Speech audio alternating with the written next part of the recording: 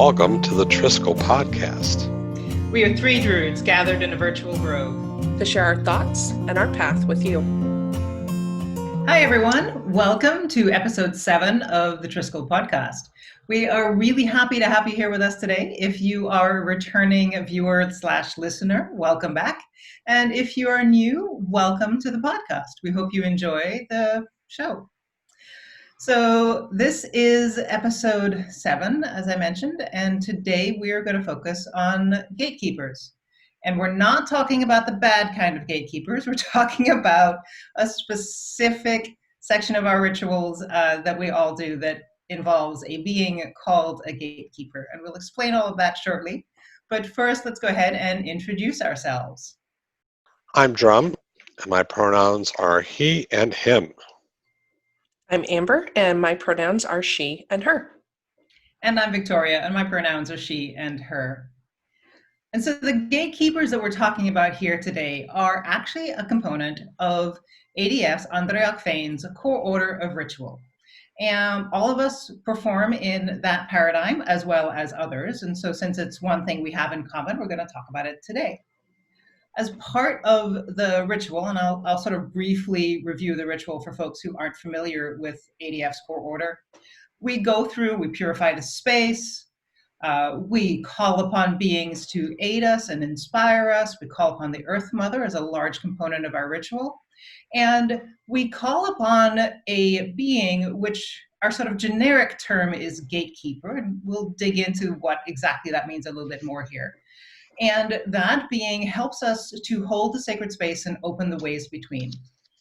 We open the ways, we do our work, we make lots of offerings in the process of a full ritual, and then we close everything back down again. We'll probably end up talking about most of those different components in various episodes, but today we're going to focus on the gatekeeper. So we'll start with the obvious question. What is a gatekeeper? A gatekeeper is an entity that assists us in the work that we're going to do.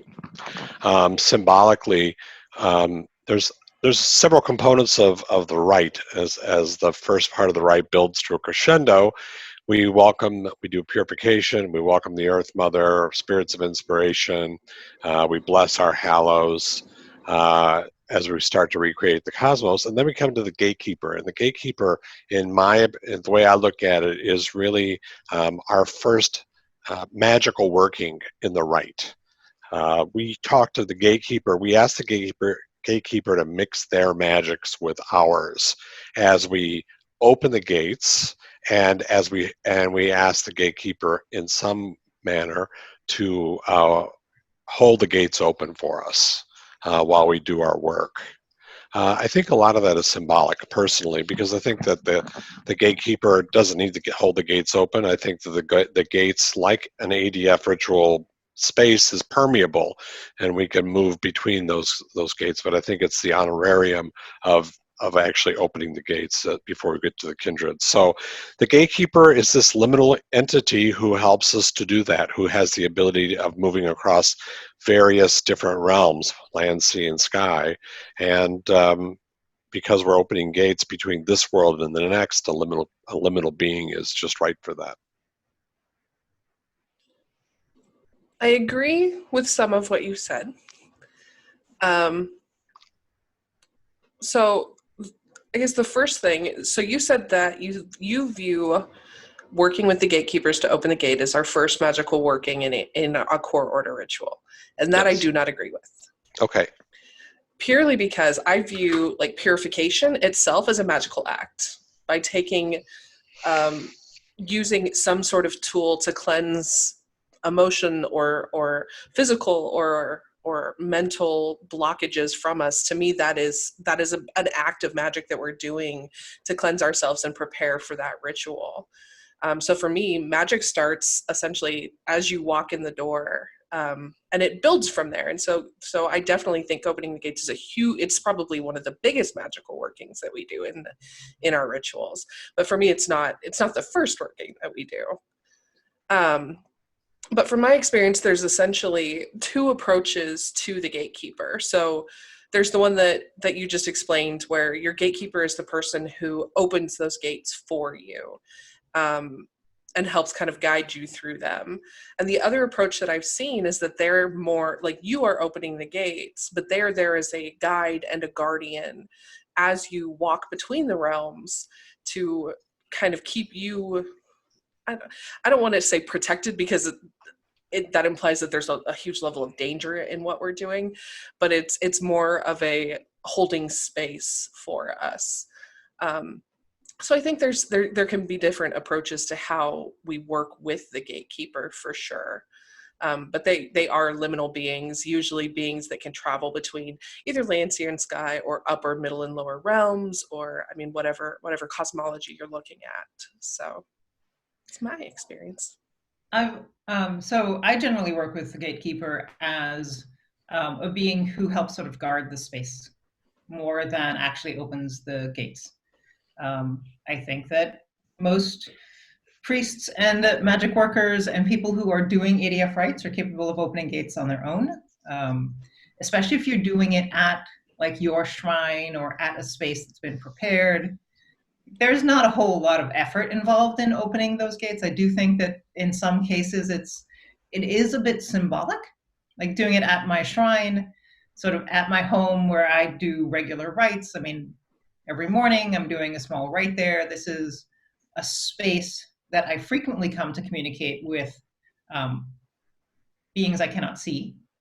And so it's not very difficult in that space for me to do that. I think it's sort of, at least for me, there's an element of, not completely, but there's an element of your tools are there to help you focus, to help you do the work. I think the gatekeeper is there to help you do the work and to help you focus, but isn't 100% required. Like, you could do it if you didn't have the gatekeeper, but the gatekeeper acts as someone who can mix our magics together, who can assist us in opening the gates, who can hold the gates and hold the space for us so that we don't have to think about it and don't have to constantly deal with it. There are some others, whoever I've heard, that also work with the gatekeeper as a messenger between this world and the next.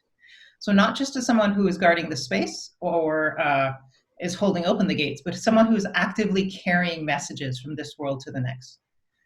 What do you folks think of that aspect of a gatekeeper? I don't think that is an unreasonable assumption.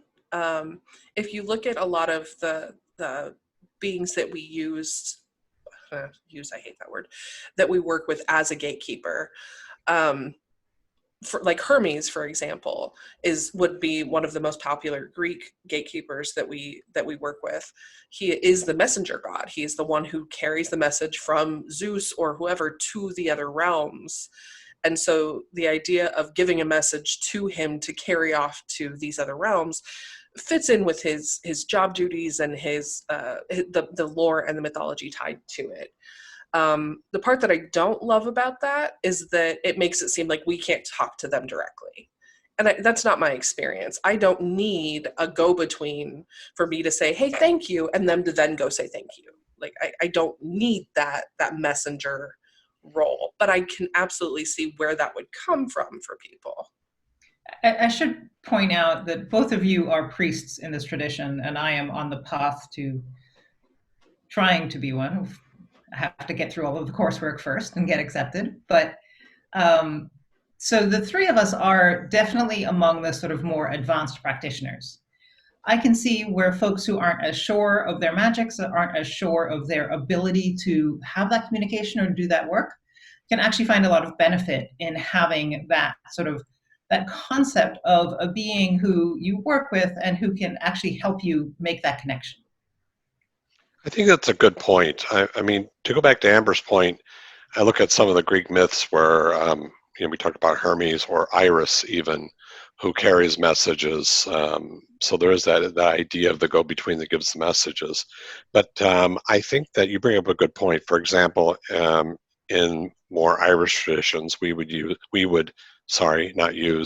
work with Manana MacLear. And my experience is that Manana MacLear is a very approachable gatekeeper and a very approachable god who is not at all afraid of working with human beings. This is an entity that is sympathetic with working with humans, and so I think that there is that ability to work with them very readily. And if I was unsure or someone new to the path, I personally feel that Manon and McLear would be there as not only as an intermediary but also as a friend and as a helper. So Yeah, that's a very good point, Victoria. yeah, a lot of folks in the heathen realms will work with Hemdall or with Thor, for example, and they are both generally considered very, very approachable beings. And then, of course, you have the Marvel movies, which just makes them that much more approachable. Absolutely. As opposed to Gwyneth Neath, who I work with in the Welsh tradition, who is maybe not quite as approachable. He's a little more challenging. But so as we're talking about different beings that we work with as gatekeepers, who do you work with as a gatekeeper, sort of more traditionally in your main hearth culture, as well as in maybe any additional hearth cultures that you will work with somewhat regularly? So for me, that genuinely varies based on what I am doing. I do a lot of work with the Eleusinian mysteries and that whole world. So a lot of times there, I will work with Hecate and her as the guardian of the crossroads and the one who kind of helps guide those who are lost along the way. In my day-to-day, like just normal ritual stuff, I go to Hermes because he is more friendly and approachable and easy to work with than, it's just a very different energy for me. The other one is one that Drum and I have debated back and forth more than once, is when we're doing like Hittite work. I typically call on the sun goddess Arena as a gatekeeper. Because we've talked about it before. She's the goddess of the sun. She's also the goddess of the hearth and the goddess of the fire that burns within the earth. And so that transcendent, multi-layered being seems like a super appropriate match for me. But there's nothing, there's no text that says, hey, if you do this type of ritual, this is the appropriate match for your gatekeeper. So we all gotta have a little bit of flexibility. I work with, most recently, I started working with the mysteries of Eleusis, and so Hecate is a gatekeeper that I've worked with, and I really didn't have a relationship with her beforehand, but found a very powerful relationship with her in the work. Really kind of staggering, honestly. And Manana McLear is a gatekeeper I work with quite a bit, and because I also do Hittite work, I work with the bee, because I think that the bee is a gatekeeper.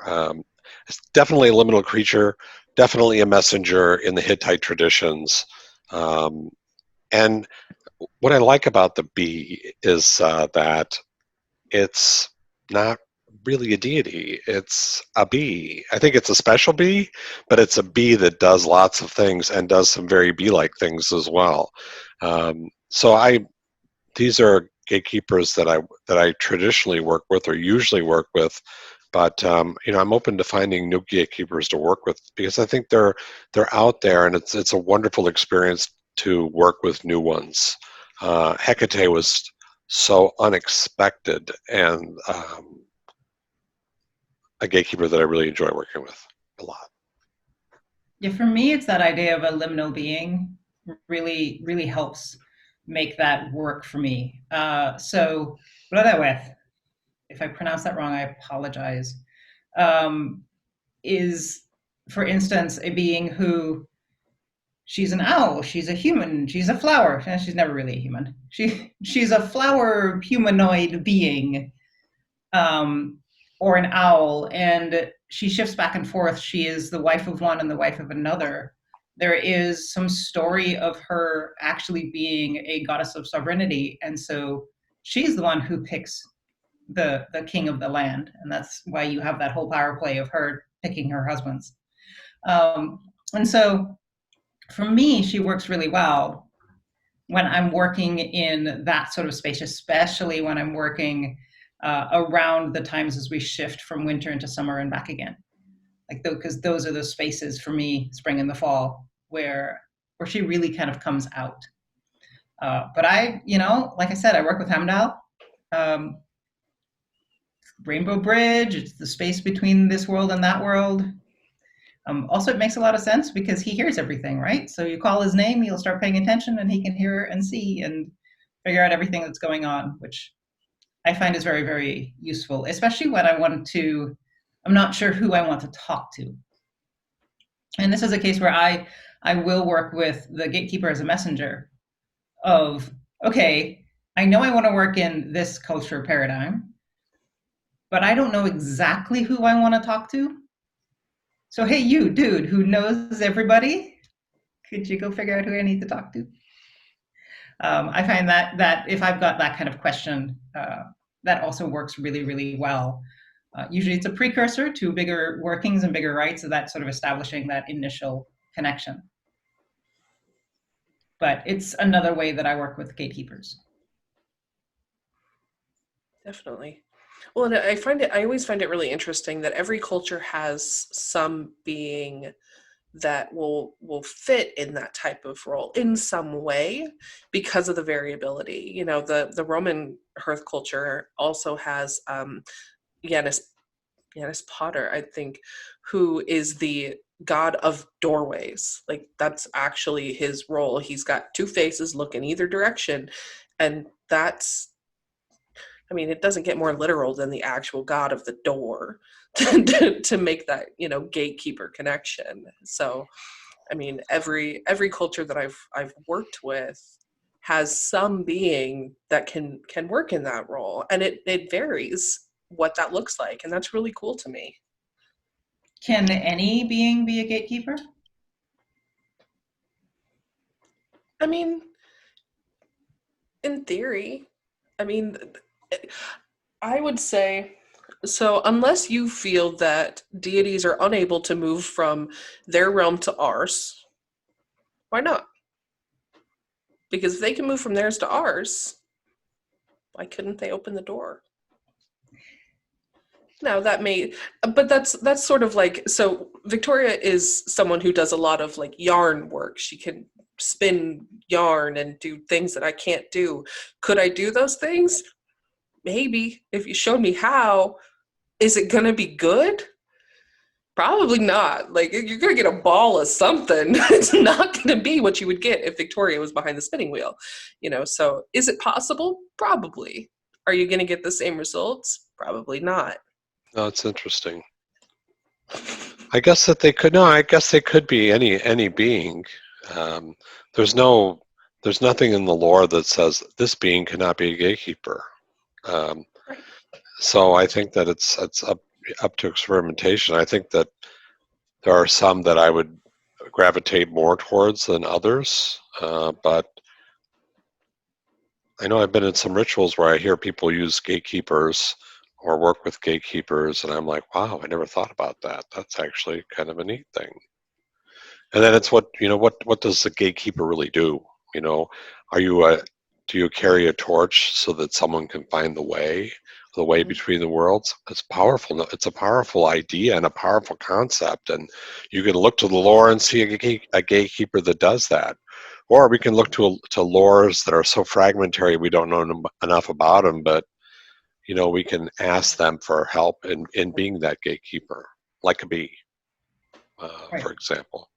So, Drum said that there's nothing in lore that says, hey, this person can't be a gatekeeper, just like there's not anything that says, hey, this person is a gatekeeper. But I know that I've actually worked with some beings that you wouldn't typically consider a gatekeeper, just for fun. I mean, so when I've talked about it before, but my Odyssey workings, Athena plays a big role in that because she's the mentor throughout that story. And she's kind of the one that guides the person through the story. And so while you wouldn't typically look at Athena as a being that is a liminal being or a being in multi-realms or whatever, in those workings, a lot of times that is who I worked with as my gatekeeper because she was the guide for the journey along the way. And so, I mean, there's definitely been times where I've worked with beings that aren't traditionally gatekeepers, and it's been effective. But I don't know that I could do a normal ADF ritual with Athena as a gatekeeper and have those same results. Okay. Do the gatekeepers need to be deities? No, I mean, Drum was talking about bees. That's true. And I know there are folks who work with the various animals that are associated with the Norse gods as gatekeepers. Mhm. Heaven knows Freya's cats could probably carry a message or three if they can keep their minds to it. Absolutely. Eagles could be anything, honestly. Right. Cool. Where did the concept of gatekeeper come from? Oh, I'm so glad you asked that question. You know I was going to. I know. I think that that's kind of it's a question that can be asked in different ways. So I'll approach it in one way. In looking, I have a book here called Hittite Myths by Harry A. Hoffner Jr. I have that book. It's the SBL Writings from the Ancient World series, and in the ancient Anatolian myths, there is a gatekeeper. They are called the gatekeeper, and they open the gates to the dark earth, literally, And so, for me, that's so exciting to look in the lore and actually see that there's a gatekeeper, because the gates in the earth in the Hittite stories are used for a very specific purpose, to put things into the earth. Especially feelings and things of that nature. So, I think that we see gatekeepers not only there, but the Janus thing. When I was younger, reading about Janus as a god of doorways, I'm like, I have a doorway right there. I don't have to go to Egypt or go to Macedonia to find this temple. It's right there. It's right there in my room. There's a doorway right there, and to think that there's a God who is helping or inhabiting or working with that doorway, to me was very exciting and really brought it to the present and very very real to me. I know that we occasionally get questions. So the core order of ritual is generally based on interpretations of common ritual elements throughout Indo-European cultures. The gatekeeper is one of those areas where we don't see it across all of them, not particularly called out. Obviously in the Hittite, it's there. And I believe it's also there in a lot of the Vedic work. And we see elements of it, especially as we talk about going into the underworld, right? Like there's a gate to Hades, there's a gate to hell, HEL. Clarifying, Like that. just in case. And so we see the concept of gates sort of being between the mortal world and another world, but we don't see the concept of a gatekeeper on a regular basis. From my understanding, it was added as inspiration from non-Indo-European cultures as something that seems to work and really sort of fit that. We're looking to define that space where that's sacred, that is permeable between this world and the next, in a way that works generally, so that, and in a way that people can understand easily what's going on, and that the concept of a gatekeeper really does do that very well.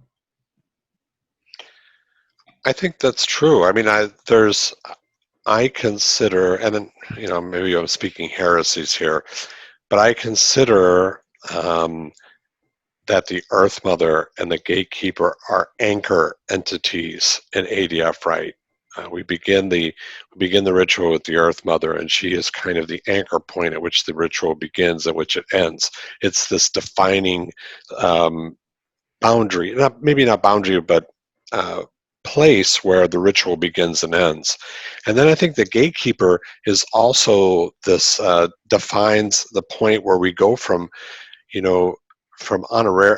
honorary offerings to the Earth Mother, the spirits of inspiration, and blessing the hallows, and then all of a sudden we're going to start working with the kindreds, and I think that is a different. It takes it to another level, another part of the crescendo of ADF right, and I think that the gatekeeper anchors that particular spot.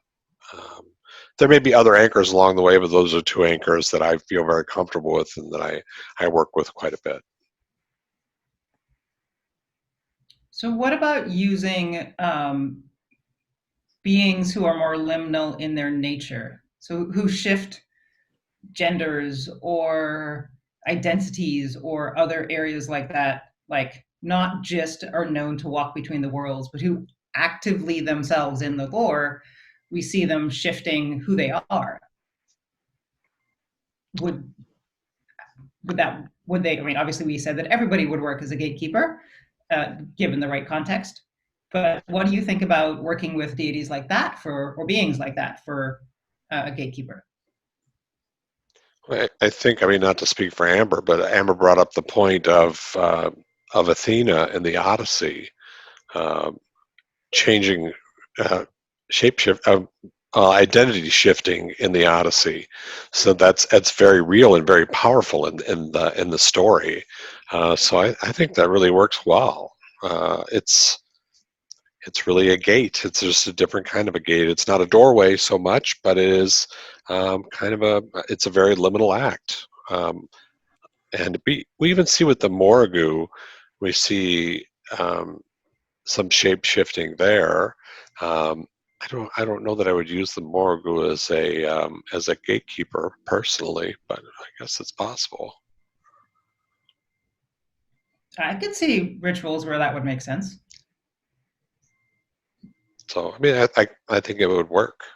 I mean, I've worked with gods of the underworld before as gatekeepers, and that worked out actually quite powerfully. It was a Samhain rite, so it worked out really well. Yeah, I mean, in part of my Eleusinian mystery work, I also have utilized Persephone and in that role, because of her transformation from this realm to the underworld, and she has a connection to all three realms, and so yeah. I mean, I think that totally makes sense. Sorry, my brain is processing. I was thinking about that as well. I mean, it's there's a lot that goes on with the Persephone myth, and not only with Hades and Persephone and the flowers and the earth itself. There's a lot of gate work going on there. So interesting stuff. The other angle I was thinking of was from the trickster god angle. Mm-hmm. Mentioned before, I sometimes work, I work in the Welsh structure as well. And Gwydion is a trickster god, but also he's transformed multiple times. He's a magician. He's given birth. And then there's also Loki. Again, I tend to the Welsh and the Norse, who, again, transformed multiple times, gave birth, a traditionally masculine presenting deity who obviously has very feminine aspects. And so I'm always hesitant to work with trickster gods because they're tricksters. But given the right conditions, what do you guys think about working with one of the trickster gods as a gatekeeper? I mean, I can see transformation in general as a way of, let's see, they're a type of opening. Like you are transitioning from one thing to another thing, whether it's a place or a shape or a form or whatever. So, I mean, I've never done it, but I can see it being an interesting experience to try. I know that for myself, I've had a kind of awakening experience with a trickster entity, one that I can recall, and I can tell you that it kind of shifted my world a little bit, just because it kind of gave me pause to think about what was really happening around me. So Some gates were open. I don't know where they were or what I was doing or coming or going, but it was like, wow, what is this? Anyhow. So we are about at time, and it is now time for us to see what the next few weeks have in store for us. And this week it's my turn. Apparently I am being forced to get exercise with my runes. It's good for you. I'm not generally a seer. I tend to be a little reluctant about it. But I haven't done it a few times, so it's my turn.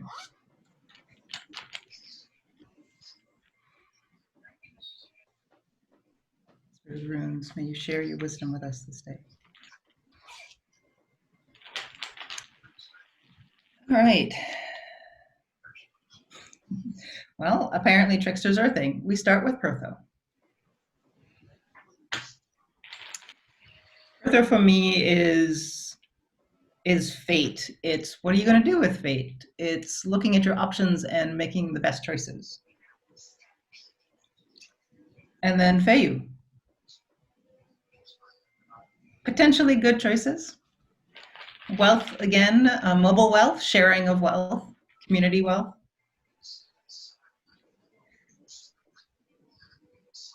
Dagaz, the new dawn, the new day.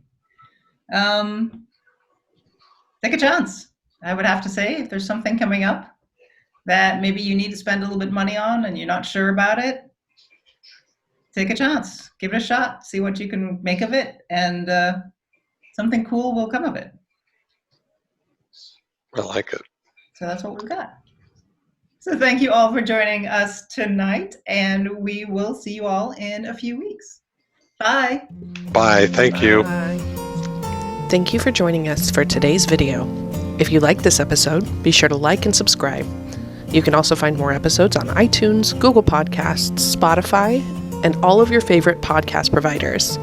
You can find us on social media on Facebook and Twitter, or for more information, visit our website, triskelepodcast.weebly.com.